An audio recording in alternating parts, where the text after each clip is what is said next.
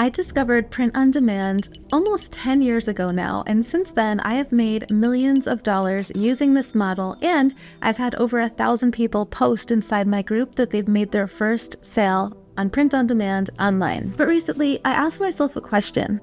What if I started print on demand today? What would I do to get my first sale and scale as much as possible? Obviously things are going to change a little bit, so I thought I'd create a video taking my last almost 10 years of print on demand experience and break down the exact steps that I would take if I started from scratch completely again and wanted to scale to, let's say, $10,000 a month as fast as possible using print on demand. Am I saying that you'll get the same results, all the things? No, but this is just kind of what my thinking was, so let's dive in. Okay, so first, what you need to get started with print on demand are first a computer with internet access, of course, and a computer is going to be really helpful because not all of the apps allow you to do it on your phone. Basic understanding of how to use simple design tools. There are some cool ones you can do on your phone for like making designs and things. And then I would say about $20 to $50 to cover your first platform fees because it's free to sign up on Etsy. In fact, if you go to rachelroffe.com/Etsy, get your first 40 listings for free. Amazon's free to get listed on there as well. And then on Amazon, it costs nothing to launch your products. They do have like a $40 a month option you can get if you want, but you don't need it. And then Etsy is 20 cents per listing. So those are kind of the foundations to get going. The computer, the internet connection, the designs. I mean, a lot of the designs that I sell are super basic, just like text on a product. So you don't need any mega design skills or anything. And then just a couple bones to get started. Expectations for you to have, I would say, my experience is I was able to hit $10,000 a month pretty fast, actually. Let me check. Yeah, I just checked. So my very first month was actually a $10,000 month, but that's not typical at all. Then month 2, 3, and 4, so that was July 2016. And then my next 5-figure month was October 2016 on Amazon. And then since then, every single month has been at least 5 figures except for 3 months on Amazon. So that's like almost a decade at this point, 5-figure months. I'm not saying that's typical or normal, but I know, that's kind of what my trajectory was. And I have been doing it for a long time. I don't think that's necessarily typical. As I said, many students do make their first sale. It can be within like weeks of starting. We've had people make it within hours of starting. I don't think that's as common anymore. So it can definitely take longer than that. But what I'd say is that once you make your first sale, you see what someone's purchased, you see what they voted with their dollars to buy, and then it gets to be a little bit more straightforward to scale. And then you can start to just kind of repeat the process. So I'm going to go through the exact steps for getting started and then some kind of tips that can help you kind of eke out the competition now, because I don't think it's as easy to make sales with like the old products like mugs or something that everyone sells, but I've made other videos on different products that are doing well and things like that. I think those things can help you stand out. So let's go through. Here are the exact steps for getting started. First, you want to find winning ideas. So the way that I like to do things is I like to go into lots of different niches.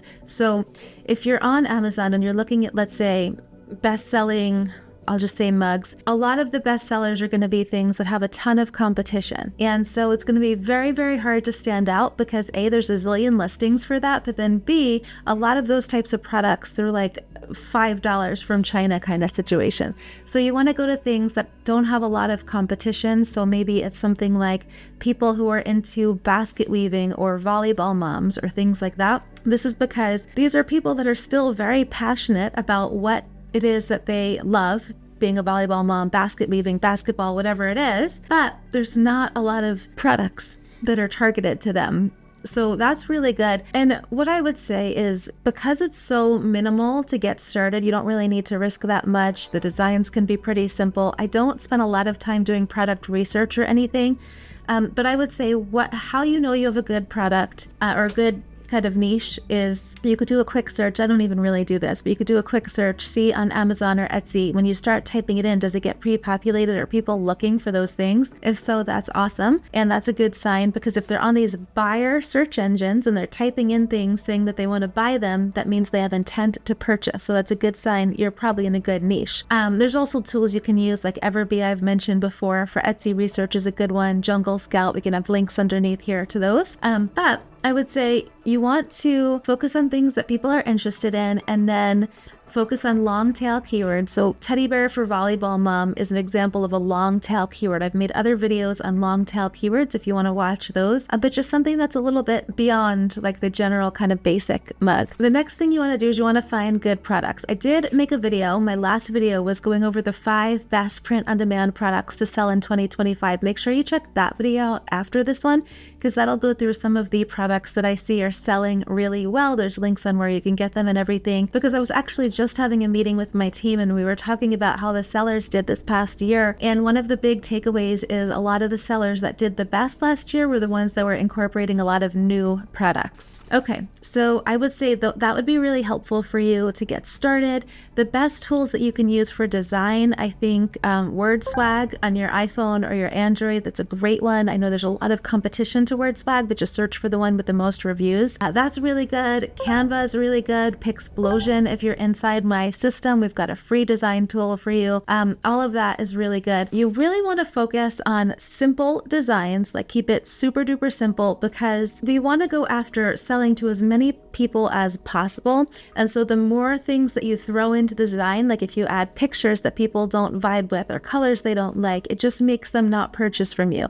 And so the kind of lowest common denominator that you can make things, the better. Let me show you a couple examples of some good designs here. So in this one, you can see this is just a few words. Sometimes you forget you're awesome. This is your reminder. This one is doing, it estimates on Joel Scout, $232,000 a month in revenue. I don't know for sure how accurate it is, but I know it's constantly on the bestseller list. Here's another example. This is just text. Normally I would just keep it all black, but $13,000 a month in revenue. And then we have this one. I was looking for volleyball mom gifts. So this is a keychain and it's making $449 a month in revenue. So not all of them are going to make tons of money. The first two that I showed you are obviously a bit more competitive, but when you go after these niches, I mean, you have a couple different products that are doing $400 a month, they start to add up. Here is another example, just a few words, $8,500 a month on another kind of general one. And then we have another text one, $13,000 a month. These are all like simple design kind of situations. And so I think that does really well. The other thing that's really nice about that is that you don't have to spend a lot of time dilly-dallying with designs and things. Okay, so then we have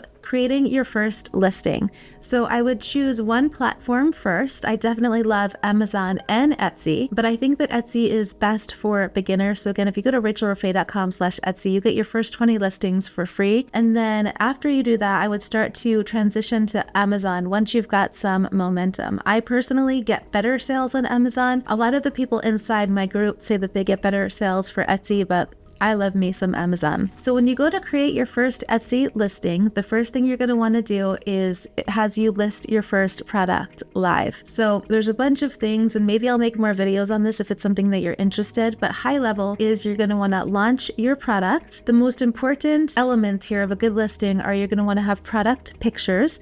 So you can use something like Happy Launcher, which is connected with Custom Happy. You can put in designs that you say, let's say, make on WordSwag or Canva, pop in your design, put it on Happy Launcher. You'll get mockups automatically. You'll come up with a great title. So you're going to want to use whatever someone would search to find you. You'd want to put that inside your title, and then a product description, just about whatever the product's about. I've made other videos on ChatGPT prompts you can use to get descriptions, keywords. So here you would just type in the things, and then just the different things that people would need to know how to purchase a product. I do have a training that goes into this more detail, but this is kind of high level. For the things to rank high, I would say you want to make sure that in your title, as I said, you want to have the buyer intent keywords inside the title.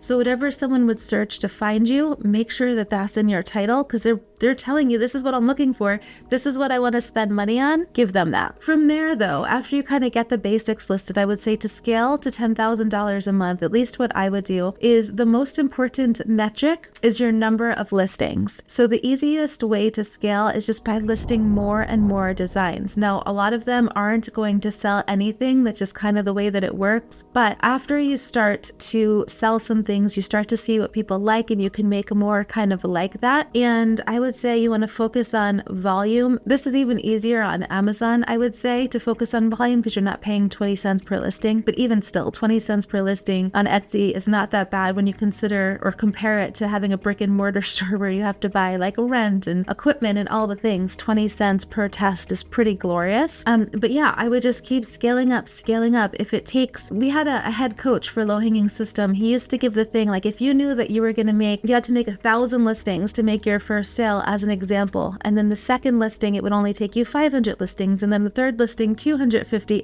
the third sale 250 listings, because you just happen to know what it takes faster and faster. Would it be worth it for you? For me, I think yes. So that's kind of how I would do it. Of course, you want to make sure while you're listing, you're monitoring sales, you're monitoring customer feedback, and you're just kind of course correcting and adapting as things happen. So from there, Amazon has a lot of sales potential, as I've mentioned, so I would then transition to Amazon. After you get your feet wet with Etsy, you're starting to make sales, and then Amazon can help you with even faster growth. And so that's kind of the general premise of what I would do if I wanted to scale to $10,000 a month. I'd go after the long tail keywords. I would make products for different niches with very simple designs because I don't want to overspend thinking about any one design too much, because I want to throw a bunch of spaghetti at the wall and see what sticks. Now, obviously, I've given you here kind of an overview. There's a lot of details and things into actually implementing the strategy. So if you are serious about building a profitable print-on-demand business, make sure that you click the first link inside my description